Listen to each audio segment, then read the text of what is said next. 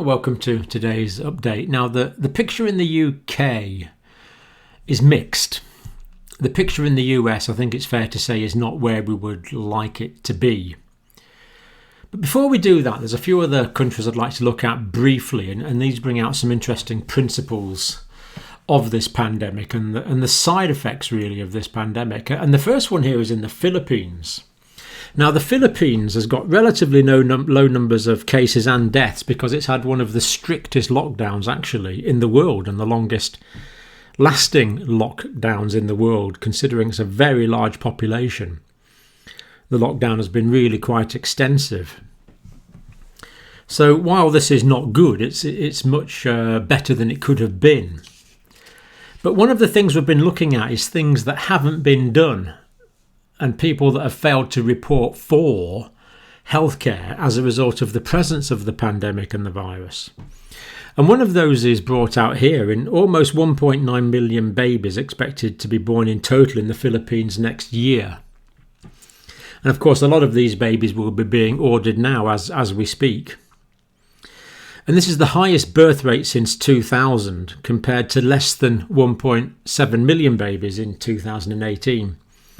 So we see this year, and it appears largely as a result of the pandemic, over an extra 200,000 babies are going to be born in the Philippines. Partly because people are confined and have to stay at home, but also partly because the normal contraceptive family planning services simply have not been available because of the pandemic. And that number of extra babies will change world history. And it's just one of these side effects of the pandemic. So a lot of extra babies coming in the Philippines. Not saying it's good, not saying it's bad. It's just one of the effects. Now, Lebanon is interesting. Now, we don't know about the accuracy of the dating, the data coming from Lebanon. I suspect these are considerable underestimates. In fact, I'm sure they are. But one of the other things, there's been so many problems in Lebanon lately, it's almost as if this pandemic is the last straw, and that is leading to food insecurity. Now, food prices have gone up dramatically already in Lebanon, and what this means within the next few months, a lot of people aren't going to be able to afford basic food, and I think we all know what that means. So food insecurity caused by the problems in Lebanon, yes, but triggered by the pandemic, also, yes, probably the case. So we really need to try and get food to all the people in Lebanon that need to avail themselves of additional food. And the famine in Lebanon in 1915-18 killed, no one knows for sure, it could have been 250,000 people, and that's still very alive in the Lebanese psyche, and does appear to be rearing its ugly head again. And Lebanon is on the sea, it's on the Mediterranean. There's absolutely no reason why a few cargo ships full of grain shouldn't arrive on the Lebanese coast. Let's hope there's the international will to do that. Because people being hungry through simple lack of basic food is just not acceptable. It's just not good. So just so many factors adding together, and they just really didn't need this pandemic as well. Now, this story here is an account. It appears to be genuine. I got it from the Telegraph. Seen other sources as well. And basically, the Chinese seem to be using a vaccine now.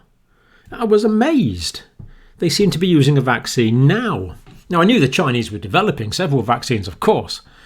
But to have one actually being rolled out, as far as I know, this week. So a coronavirus vaccine has been approved for military use. They are saying the trials have proved safe and effective. It's a combination between this biotechnology firm and the Beijing Institute for Biotechnology. It's restricted to military personnel. So there you go. This is what they're saying. They are vaccinating military personnel in China this week. Actually vaccinating them. It's just amazing if this is correct, and it does appear to be. Now, the vaccine's been in development since March. A vaccine candidate has potential to prevent the disease, according to these sources. So the Chinese actually appear to be injecting people with a vaccine that prevents the disease this week. Now, this is unprecedented. It's early. It's massively quick. And of course, what it also means is this is a massive, essentially a clinical trial of the efficacy of this vaccine and the safety of this vaccine. Let's hope it works and that they're going to roll it out to the rest of the world. It is not for the Chinese civilian population at this stage. It's only being used for Chinese military at the moment, of which there are 2 million military personnel in China. And we know that the US Army is also working on a vaccine which could be available at the end of this year. So I thought that was remarkably. I was really quite amazed when I heard that the Chinese are actually injecting a vaccine this week, and it's not a trial. They're actually rolling it out. Are they going to be injecting all 2 million people in the Chinese military? We don't really know yet, but it would be one heck of a clinical trial if they did. And let's hope that works and that's rolled out to everyone. Now, they do say that the manufacturing capacity for this vaccine is not amenable to very large-scale upscaling at the moment. But if they're vaccinating 2 million people in China, that's a lot. That's a pretty big scale, and that could be potentially upgraded. So certainly a story to keep an eye on. And I must say, I was really quite surprised. Now, the United States today, now I'm not going to pretend the picture here is good, it's not. So here's the graph we have been keeping an eye on. And this is the real-time R value. This was 3 months ago, and we saw that quite a lot of states were in the red. The R value was greater than 1, therefore the cases were accelerating. In other states, the values were below 1, therefore the number of cases was getting less. Then we go to 2 months ago with the effects of the lockdown, and we see a dramatic beneficial effect of the lockdown with many fewer states with an R value of greater than 1. Then 1 month ago, as the lockdown was easing, the states in the red here with an R value of greater than 1 started increasing. 2 weeks ago it wasn't so good, and the latest figures are not particularly encouraging viewing. And this goes on to break it down into particular states. So we can see Alabama is 1.12, that's in the red. Arkansas, Arizona, quite a few states. Alabama, Arkansas, quite a few states in the red there. California, Florida, very high in Florida, as we'll see in a minute. Georgia, Hawaii, Idaho. So do browse through this yourself, and just remember, anyone in the red, the R value is above 1, the number of cases are increasing. So the picture in the United States is looking dire, quite honestly, over the next few weeks. Let's look at that again from some notes. Well over 2.5 million cases in the United States already. 126,000 deaths in the United States already. Cases rising, as we've just seen, in 29 states. And that's the graphic for the R value there. So, for example, Florida, another 23,000 cases in the past 3 days, 6,000 new cases in the past 24 hours. That's actually down a bit with it being the weekend. It was higher than that a couple of days ago. 15% of tests coming back positive. So the virus has spread very widely in Florida. And the governor was actually being interviewed on TV, and the interviewer said, are you more worried about the high number of cases, or are you more worried about the percentage of tests coming back positive? And without hesitation, he said he was more worried about the percentage of tests coming back positive, because it indicates a lot of community transmission. Beaches, nearly all beaches in Florida, closed for the 4th of July holiday. Arizona, again increasing cases. Gyms, water parks, bars closed for the month in Arizona. California, of course, which is a much more populous state, so per capita, not as bad as the places we've just looked at. But again, Los Angeles beaches closed for the 4th of July. And this is, of course, a huge thing in American culture, isn't it? Now, South Carolina, there's anecdotal reports of younger people being infected, as in Texas.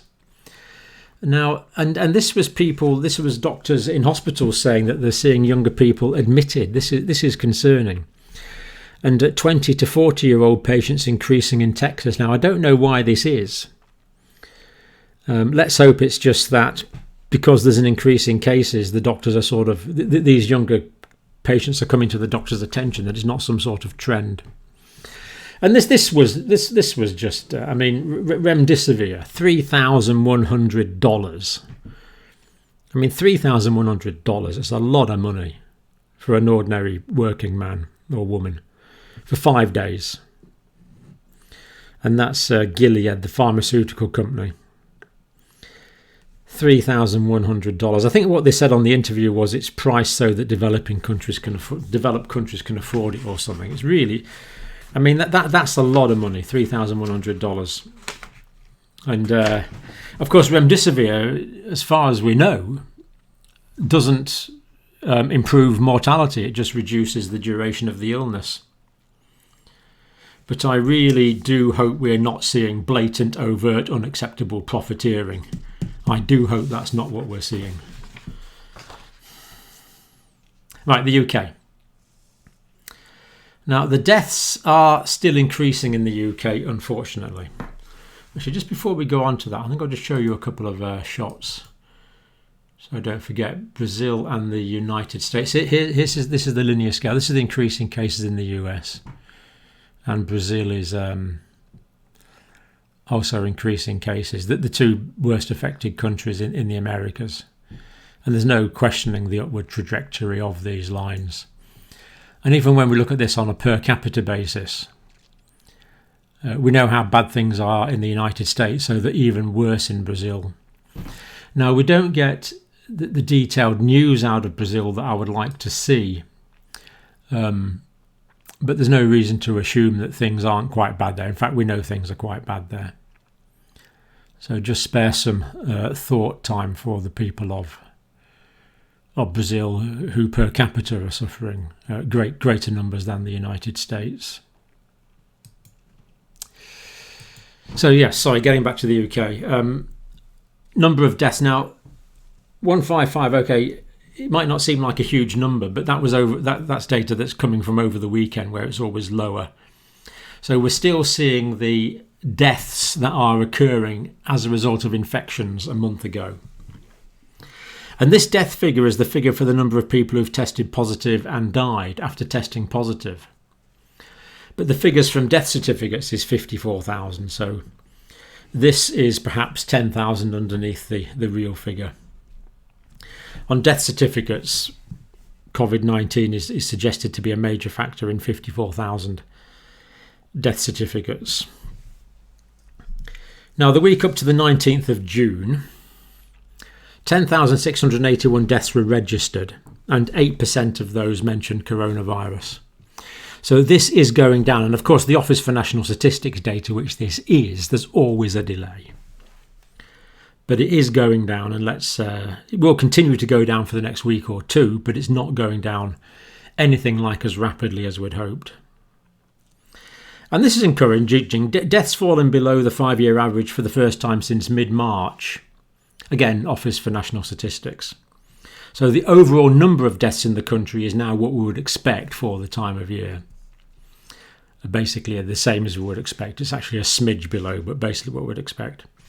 Estimated number of people with COVID-19 in England at one time. Now, we're moving on from deaths now to the number of cases at one time.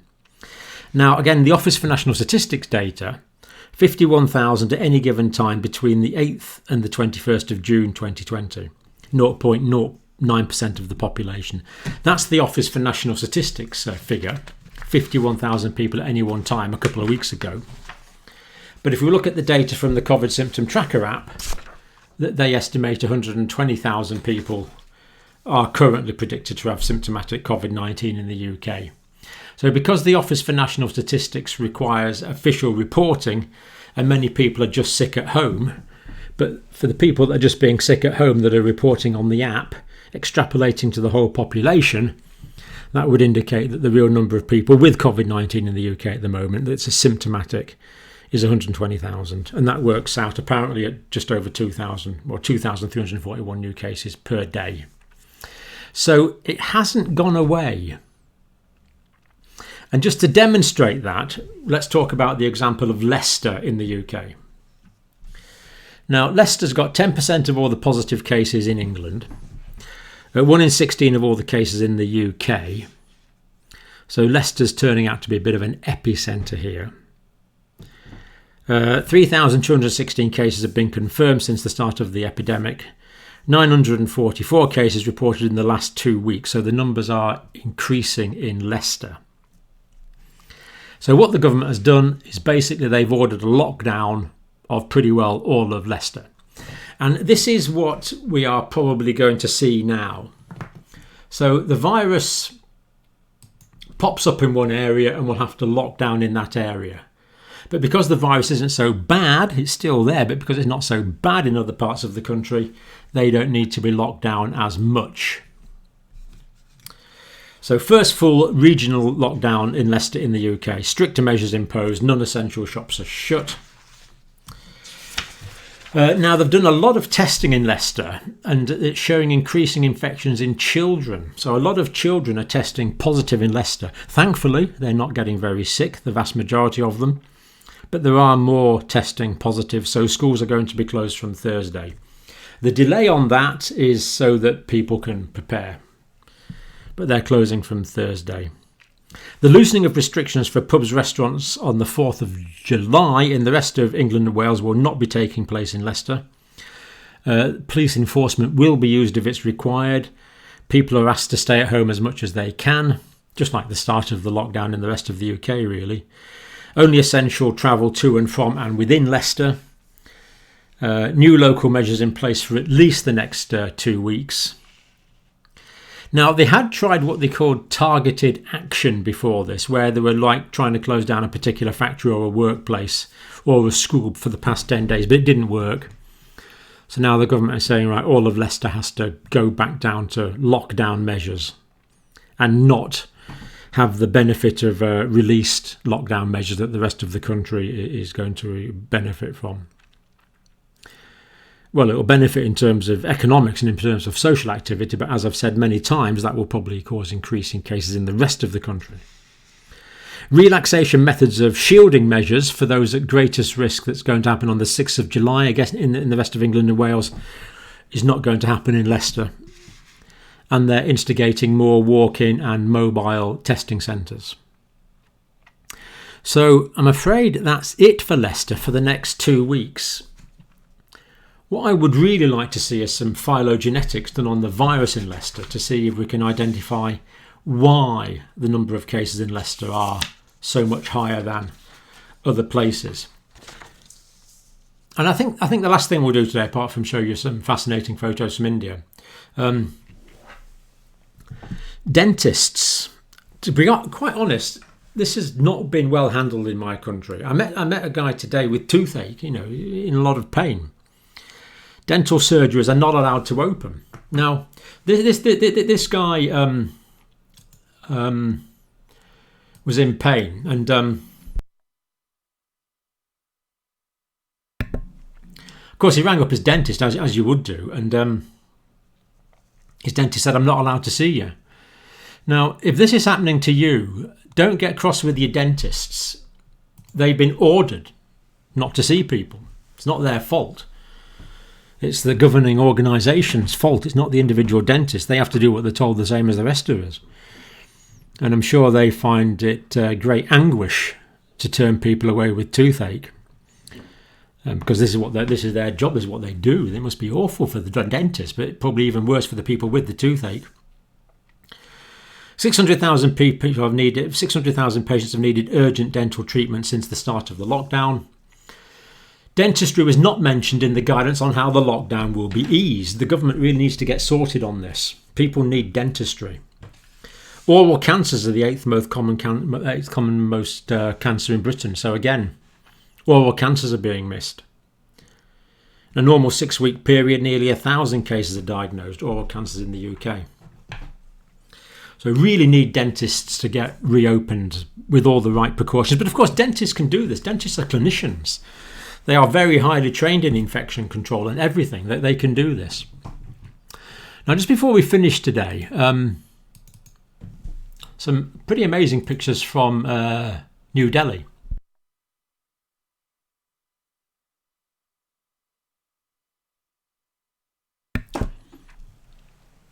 Just amazing. These beds just go on for acres and acres in this facility that's been prepared in New Delhi.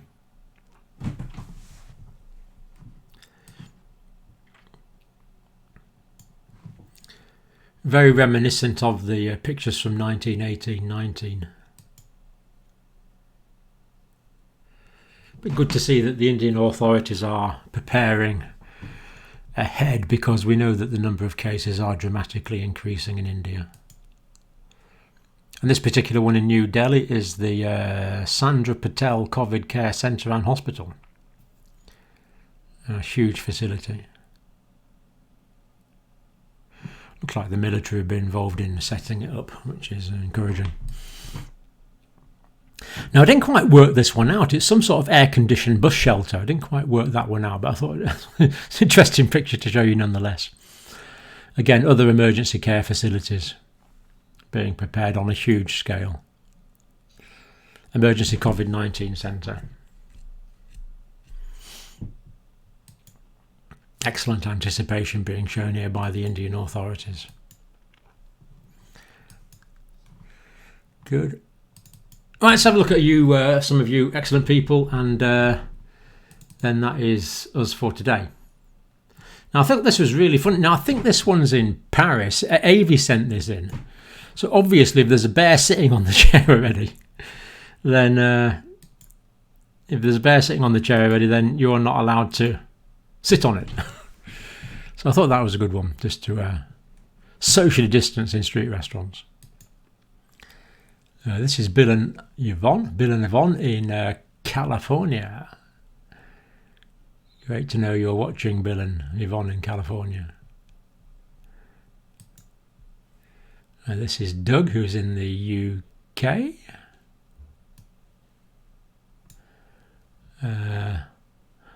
John and Katrina in Pennsylvania. Now, I couldn't work this picture out at first, but they're watching me on this like huge screen, so it must be quite unpleasant for them, but they seem to be managing. I'm projected on the wall, so thank you for that, John and Katrina in Pennsylvania. Oh yeah, this was sad. This is a facility in the States that had to close because customers were being abusive to staff who were asking them to wear masks. Yeah, staff have been harassed, called names and had objects and liquids thrown at them. A mask isn't symbolic of anything other than our desire to keep staff healthy. Now, I don't pretend to understand this. I'm not in the United States. And I've only got a superficial knowledge of American politics. But if it has become the case that a mask is associated with a political identity, that is utterly absurd. Stop it. Wear masks in crowded public places. All leaders should wear masks in public to set a good example. Not a political point at all, and the fact that it's become a political point is scientific nonsense. Everyone should be wearing masks. It's not a political statement. I find that just quite bizarre that has happened. Oh, sorry, I hadn't finished there. Where are we? Viewers, there we are. Are we going to work?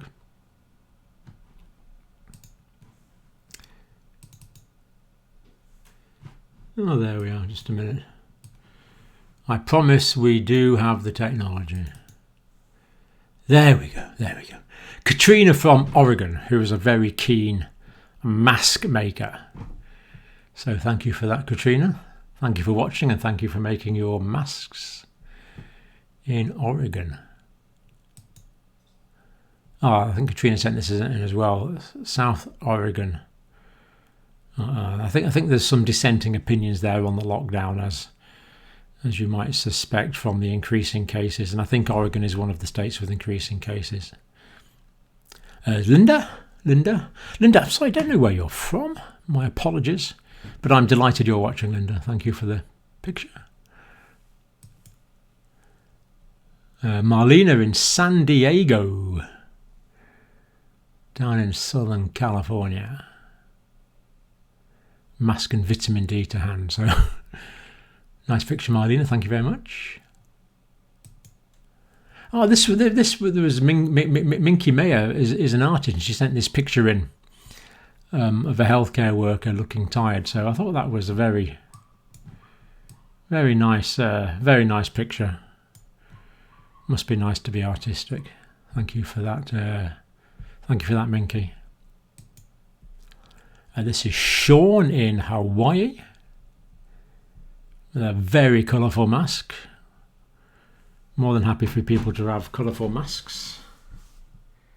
Okay, I think that's us for today. Now I've got some information from other countries that I'm going to bring you as a separate video, maybe later or tomorrow. But there's other things going on in. I was going to particularly mention Iraq and South Africa, sorry, where but both countries where there are difficulties. So that we'll mention that next time.